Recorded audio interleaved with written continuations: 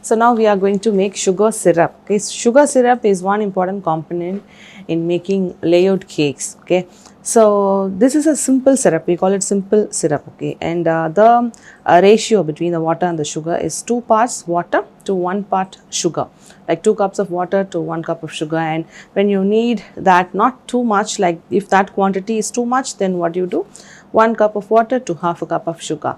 So always it is like if you take a quantity of sugar, then double the quantity of water and do.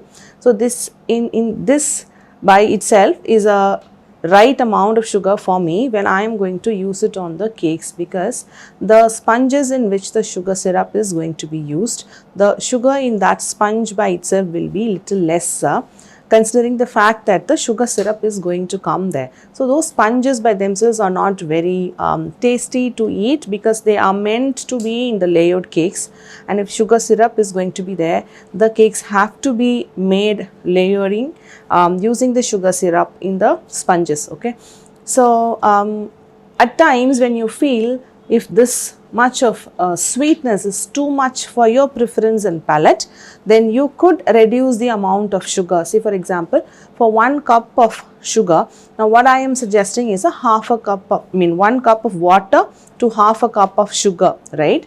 Now you could consider having 1 cup of water to 1/3 cup of sugar as well, if you think, because adding sugar syrup in the layered cake gives it moistness, to add moisture and to make it the juicy texture when you are cutting and eating. You want to have it like a pastry style of cakes, which is keeping it juicy and not the original texture of the sponge that comes out of the oven.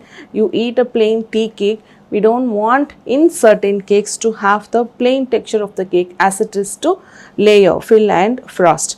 So this is going to add the moisture and also give additional sweetness. Now if this is the ratio that is suggested, but you could consider reducing the sugar if you feel that this sweetness is more for your palate. Okay, but ideally when you begin, start with a 1:2, which is 1 part of sugar to 2 parts of water.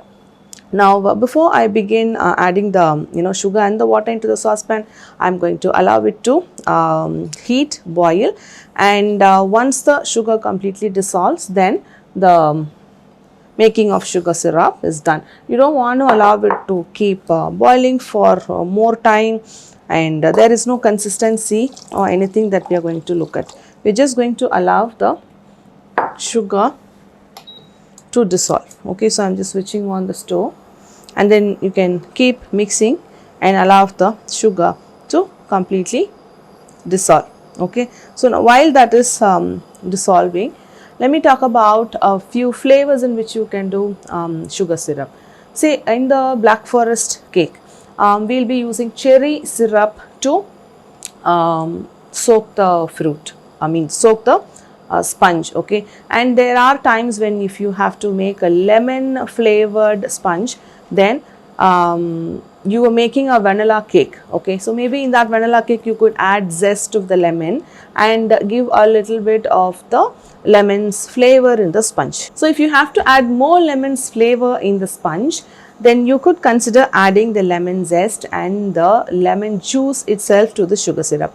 Now citrus juices, you don't allow them to boil. Okay, so if you have to add and give the flavor of the juice to the sugar syrup, you get the sugar syrup done, and after you take it out of the stove, then put the juice into it and then taste and check if you have enough of the lemon's flavor. So you could add the zest, and if you want to give orange syrup, then once you have this sugar syrup done, take it out and then add the orange juice and the orange zest. Allow the zest to seep in the sugar syrup for some time, and you could sieve it out and then remove the zest also out of the syrup. Only the juice and the sugar together will be combined, and then you will have a very sweetened orange juice, and that you soak it in the sponge to have an additional orange flavor. This you could do to even pineapple. Just crush the pineapple, take the juice and then add it. So sugar syrup doesn't have to be always plain, and if you want to give a better vanilla flavor After this is cooked, you could add vanilla extract into the sugar syrup. Don't add the artificial essences, they are not going to be very palatable. So add the extract, or you could also scrape a vanilla bean and then put the seeds inside and allow the vanilla's flavor to be in. And if you are going to use cherry syrup for making black forest, the cherries, if you get them in tins, sometimes the syrup that comes together in the tin itself is not very sweet. If you add that cherry syrup directly in a sponge, then maybe it is not going to add a lot of sweetness that is required for the cake. So if you have a syrup that is there already, taste the syrup. For example, the cherry syrup that comes in a cherry tin.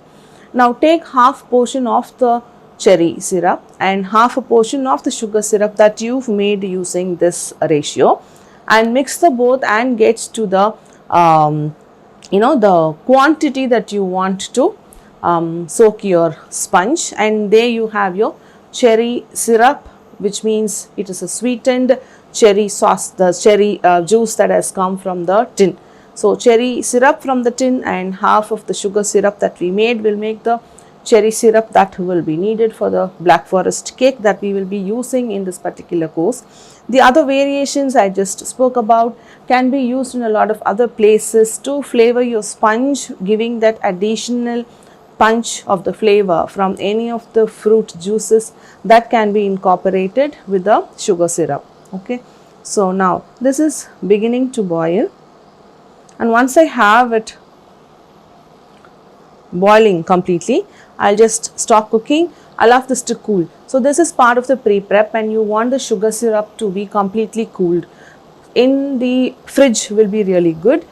So once you make, allow it to come to room temperature, and then store it in an airtight, and then keep it in the fridge. You could make this a previous day if you have the layered cake or any desserts in which you're going to use the sugar syrup the next day, or make ahead of time on the same day in the morning if you have the cakes to be done sometime in the evening. Okay, so now I have the syrup boiling all through, and now let me switch it off and take it out.